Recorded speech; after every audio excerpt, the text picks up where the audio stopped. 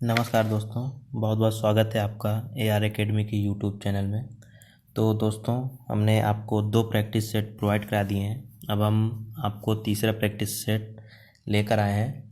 तो दोस्तों, वीडियो को शुरू करने से पहले जिसने भी चैनल को सब्सक्राइब नहीं किया हो, जो भी नए जुड़े हों चैनल से, वो चैनल को सब्सक्राइब कर लें और वीडियो को लाइक कर दें। चलिए शुरू करते हैं हम तीसरा प्रैक्टिस सेट। तो पहला क्वेश्चन है हमारा,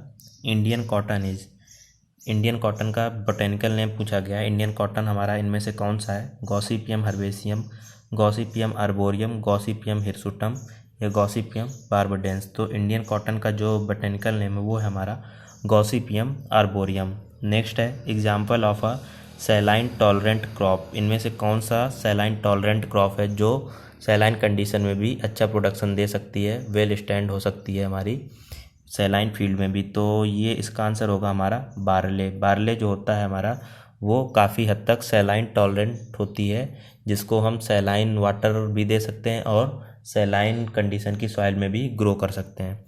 नेक्स्ट है, ICR is the deemed university, autonomous institution, educational institution या रजिस्टर्ड सोसाइटी। तो जो ICR है वो हमारा एक ऑटोनॉमस इंस्टीट्यूशन है। क्या है? Autonomous institution. इसका जो आंसर है बी है, ऑटोनॉमस इंस्टीट्यूशन। नेक्स्ट है, highest CEC is found in. जो कैटायन एक्सचेंज कैपेसिटी होती है, इनमें से सबसे ज़्यादा किसमें पाई जाती है? वर्मिकुलाइट, मॉन्ट मोरिलियोनाइट, इलाइट या कैलियोनाइट। तो इनमें से जो सबसे ज़्यादा कैटायन एक्सचेंज कैपेसिटी है वो पाई जाएगी हमारी वर्मिकुलाइट में। और वहीं अगर बात करें सबसे कम की, तो कैलियोनाइट की जो कैटायन एक्सचेंज कैपेसिटी होती है वो सबसे कम होती है। कितनी? लगभग 3 से 15 तक होती है सबसे कम कैटायन एक्सचेंज कैपेसिटी कैलियोनाइट की। नेक्स्ट है, single super phosphate has phosphorus content या single super phosphate has P content. तो बहुत ज़्यादा इंपॉर्टेंट क्वेश्चन है। आप सभी कहेंगे इसका आंसर क्या होगा? 16 to 18%, लेकिन इसका आंसर 16 to 18% नहीं होगा। यहाँ पर क्वेश्चन में दिया हुआ है SSP हैज पी कंटेंट। तो अगर यहाँ पर P2O5 लिखा होता तो उसका जो आंसर होता वो होता हमारा 16 to 18%, लेकिन यहाँ पर P का कंटेंट पूछा जा रहा है। तो आप सभी लोग इसमें पक्का कन्फ्यूज होंगे, क्योंकि यहाँ पर कन्वर्जन फैक्टर से हमें P निकालना है, ना कि P2O5। अगर क्वेश्चन में डायरेक्ट दिया होता कि phosphorus is found in SSP, तब हमारा 16 to 18% आंसर होता। लेकिन यहाँ पर P का कंटेंट पूछा जा रहा है। तो कन्वर्जन फैक्टर अगर आपने पढ़ा होगा तो आपको पता होगा कि P is equal to P2O5 into 0.43 होता है। क्या होता है? P is equal to P2O5 into 0.43। या तो हम इसी को लिख सकते हैं, P2O5 is equal to P into 2.29। तो ये कन्वर्जन फैक्टर होता है। तो P2O5 का कंटेंट है यहाँ पर कितना? 16 to 18%। इस फार्मूले में जब हम 16 to 18% को रखेंगे तो आंसर हमारा आएगा 6.5 to 7.5 के अप्रॉक्स। तो जो P कंटेंट है वो हमारा पाया जाएगा 6.5 से 7.5। तो आपको इस क्वेश्चन को पढ़ना है। अगर एग्जाम में भी आता है तो इसको पढ़कर इसका आंसर देना है। इसी तरह नाइट्रोजन में भी होता है। अगर वहाँ पर नाइट्रेट दिया हुआ तो आपका सही होगा। मान लीजिए यूरिया में पूछा गया NO2 या NO3, तो उसका चलिए आंसर हो जाएगा आपका 46। लेकिन वहीं पर अगर पूछ लिया कि N लिखा हुआ है क्वेश्चन में आपको, तो आपको फिर उसे कन्वर्जन फैक्टर से कन्वर्ट करना पड़ेगा जो नाइट्रोजन का होता है। तो आपको नाइट्रोजन, फास्फोरस और पोटास के कन्वर्जन फैक्टर पता होने चाहिए। नेक्स्ट है, nutrient helpful for the transport of sugar. Sugar के ट्रांसपोर्ट के लिए कौन सा जो न्यूट्रिएंट है वो हमारा हेल्पफुल है? तो उसका आंसर है हमारा पोटास या पोटेशियम के, जिसे हम कहते हैं। नेक्स्ट है, muriate of potash. Muriate of potash का फॉर्मूला क्या होता है? तो KCl, पोटेशियम क्लोराइड को ही हम म्यूरेट ऑफ पोटास कहते हैं। और बहुत ही ज़्यादा यूज होने वाला हमारा पोटेशिक फर्टिलाइजर है इंडिया में, जिसमें लगभग 60% पोटास पाया जाता है। अगला है, country leading in rice production. Rice production में सबसे ज़्यादा कौन सा कंट्री का योगदान है? इंडिया, इंडोनेशिया, USA या कोई नहीं। तो इसका जो आंसर होगा वो होगा कोई नहीं, क्योंकि सबसे ज़्यादा जो राइस का प्रोडक्शन होता है वो होता है हमारा चाइना में। इंडिया हमारा सेकेंड स्थान पर है, सेकेंड प्लेस पर है। तो यहाँ पर ऑप्शन में चाइना नहीं दिया हुआ, तो इसका जो आंसर होगा वो नन ऑफ एबव। अगला है, टिटकेल इज अ क्रॉस बिटवीन। तो टिटकेल किसका क्रॉस है? बार्ले व्हीट, राइस व्हीट या व्हीट राई। तो टिटकेल जो है हमारा व्हीट इंटू राई का क्रॉस है। यहाँ पर आंसर थोड़ा गलत दिया हुआ है, सी होगा इसका आंसर। व्हीट और राई का जो क्रॉस होता है वो हमारा ट्रिटिकेल कहलाता है। इसे मैन मेड सीरियल भी कहते हैं। क्या? आदमी के द्वारा निर्मित अनाज, क्योंकि अभी तक ऐसा कोई अनाज नहीं हुआ था।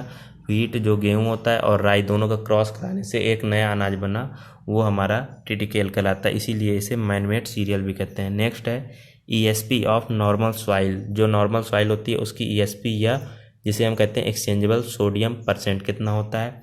Less than 15%, greater than 15%, less than 4% या ग्रेटर देन 4%। तो अगर नॉर्मल सॉइल के ईएसपी की बात करें तो वो होगी हमारी लेस देन 15%, 15% से कम। नेक्स्ट है the state leading in total oil seed production.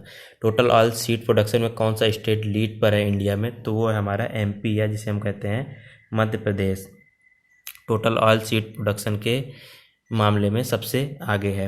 अगला है production of the seedless grape require. Seedless या बीज रहित अंगूर की प्रोडक्शन के लिए कौन सा एंजाइम है जिसे हम कहते हैं ग्रोथ रेगुलेटर या प्रमोटर जिसे कह सकते हैं, तो कौन सा है वो इम्पॉर्टेंट है? जिब्रेलिन, एनएए, एथाइलिन या आईएए। तो इसका जो आंसर होगा वो होगा हमारा जिब्रेलिन। नेक्स्ट है black heart of potato is due to. तो आप सभी को पता होगा जो पोटैटो में ब्लैक हर्ट होता है वो किसकी वजह से होता है?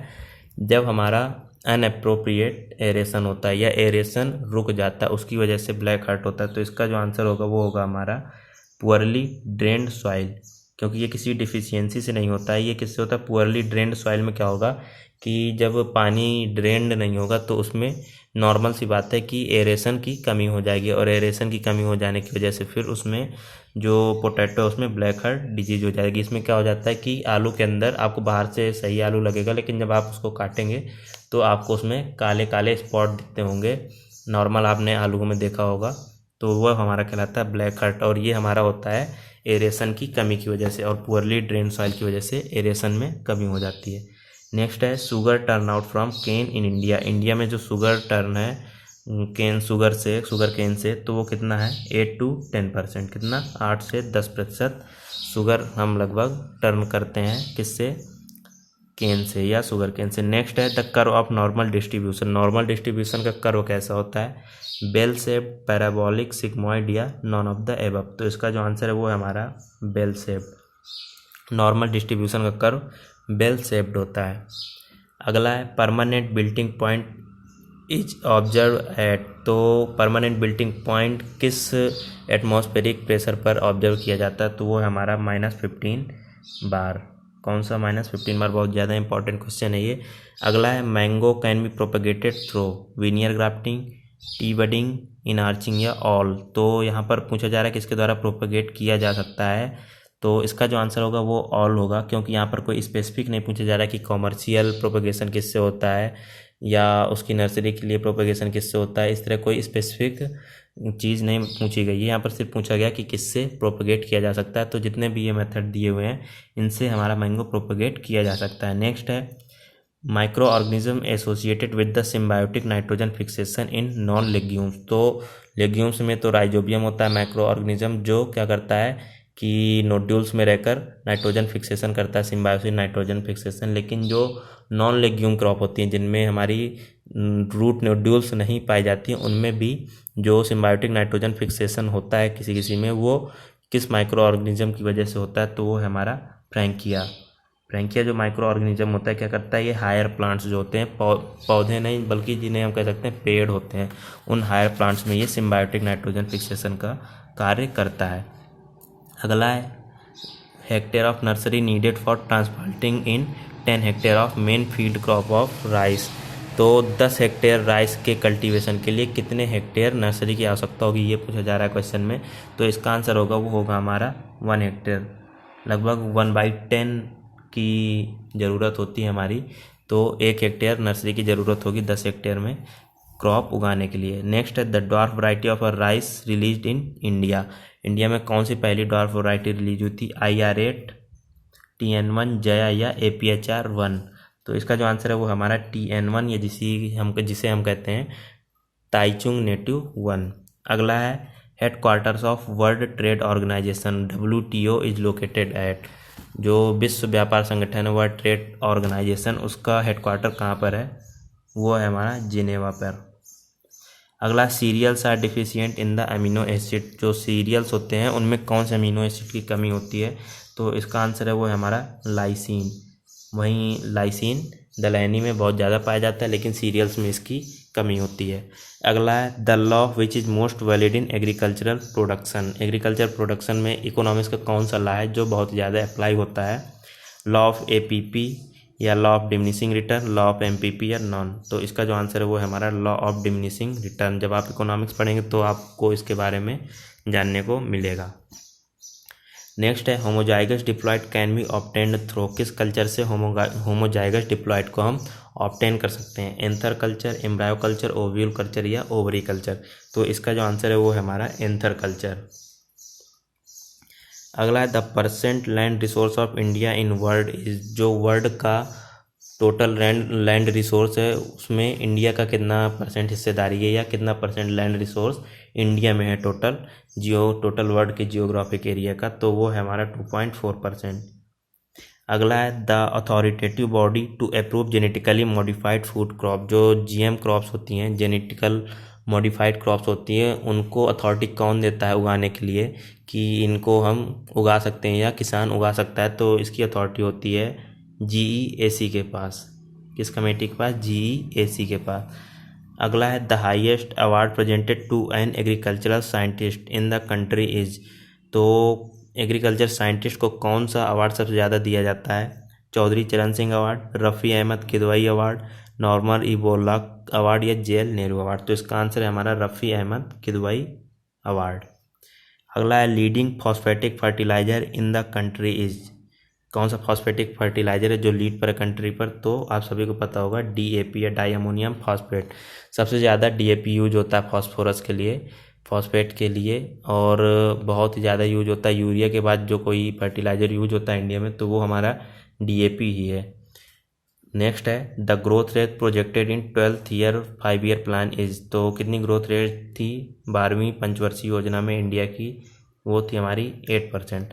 अगला है India is the largest producer consumer as well as exporter of, तो किसके प्रोडक्शन में भी, कंज्यूमर में भी और एक्सपोर्ट में भी इंडिया लीड पर है या पहले स्थान पर है, वो चीज़ कौन सी है, तो वो है हमारी स्पाइस को प्रोड्यूस भी इंडिया सबसे ज़्यादा करता है, कंज्यूम भी सबसे ज़्यादा करता है और एक्सपोर्ट भी सबसे ज़्यादा ही करता है।